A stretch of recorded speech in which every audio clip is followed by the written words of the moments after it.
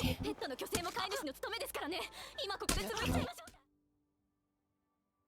regret watching this anime. 2021 anime കമ്മ്യൂണിറ്റിയിൽ ഒരു പുതിയ അനിമെ റിലീസായി and the community was on fire.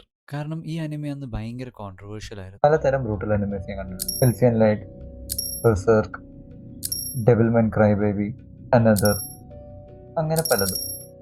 പക്ഷേ ദിസ് ഈസ് ജസ്റ്റ് ബ്രൂട്ടൽ. ഇത് ട്വിസ്റ്റഡ് ആണ്, ഡിസ്റ്റർബിംഗ് ആണ്, ആൻഡ് സത്യം പറഞ്ഞാൽ ശരിക്കും കോൺട്രവേഴ്ഷ്യലുമാണ്. മിക്ക അനിമേസ് എൻ്റർടൈൻമെൻറ്റ് സീരീസ് എല്ലാത്തിനും ഒരു ലൈൻ ഉണ്ടാവും. മിക്ക അനിമേസും ഈ സേഫ് സോണിലായിരിക്കും. ചിലതൊക്കെ പയ്യെ ക്രോസ് ചെയ്യും. പക്ഷെ ഈ അനിമ ഇതിന് ലൈനേ ഇല്ല. The anime I am talking about redo of healer.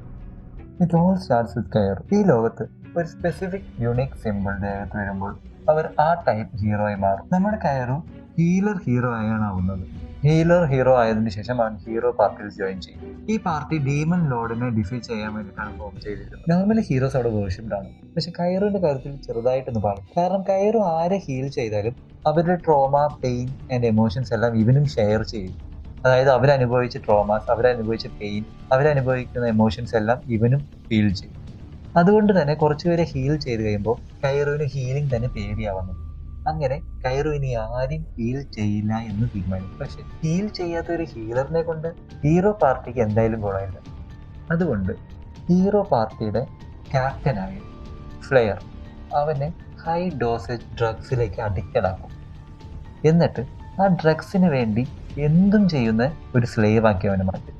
എന്നിട്ട് അവനെ severely sexually, physically and mentally അവനെ ടോർച്ചർ ചെയ്യും. അങ്ങനെ വർഷങ്ങളോളം ഈ ടോർച്ചർ അവൻ അനുഭവിച്ചുകൊണ്ട് പയ്യെ അവൻ സ്വഭാവത്തിലേക്ക് തിരിച്ചു വരും.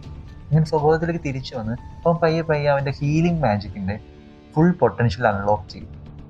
Body altering, memory altering, reverse healing, അങ്ങനെ പല എബിലിറ്റീസ് അവൻ ഗെയിൻ ചെയ്യും. അങ്ങനെ അവൻ ദ മോസ്റ്റ് പവർഫുൾ ആയതിനു ശേഷം the twist comes. He goes back in time and then നമ്മൾ ഇതുവരെ കണ്ടതിൽ വെച്ച് ഏറ്റവും ബ്രൂട്ടൽ ആയിട്ടുള്ള റിവെഞ്ച് അവൻ എക്സിക്യൂട്ട് ചെയ്യും. വൺ ബൈ വൺ അവനെ ദ്രോഹിച്ച ഓരോരുത്തരോടും അവൻ റിവെഞ്ച് എടുക്കും. Physically, mentally, emotionally.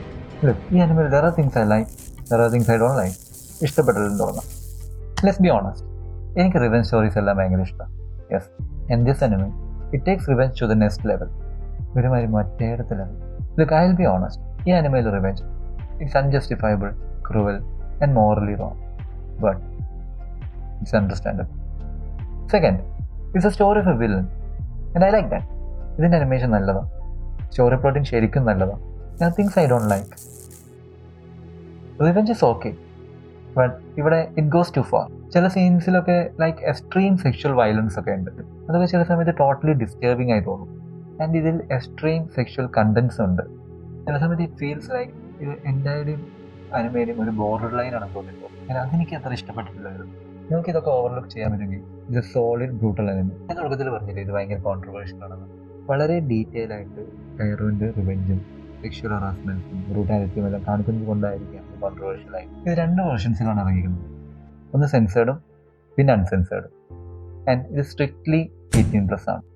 ഒരു സീസൺ 12 എപ്പിസോഡ്സ് മാത്രമേ റിലീസായിട്ടുള്ളൂ. മാങ്ക ഇപ്പോഴും ഓൺ ഗോയിങ് ആണ്. If you guys have watched this anime, നിങ്ങൾക്ക് ഈ അനിമെ കണ്ടപ്പോൾ എന്ത് തോന്നി? ഡെഫിനറ്റ്ലി കമൻറ്റിൽ താഴെ ഷെയർ ചെയ്യുക. നിങ്ങൾക്ക് ഇതിലും ബ്രൂട്ടൽ ആയിട്ടുള്ള ട്വിസ്റ്റഡ് ആയിട്ടുള്ള ഏതെങ്കിലും അനിമെ അറിയുമെങ്കിൽ ഡെഫിനറ്റ്ലി കമൻറ്റിൽ ഷെയർ ചെയ്യുക. ഇതുപോലത്തെ ഇൻട്രസ്റ്റിംഗ് ആയിട്ടുള്ള അനിമേസ് ആൻഡ് മാംഗാസ് കൊണ്ട് നെക്സ്റ്റ് ടൈം കാണുന്നത് വരെ സൈനാദ.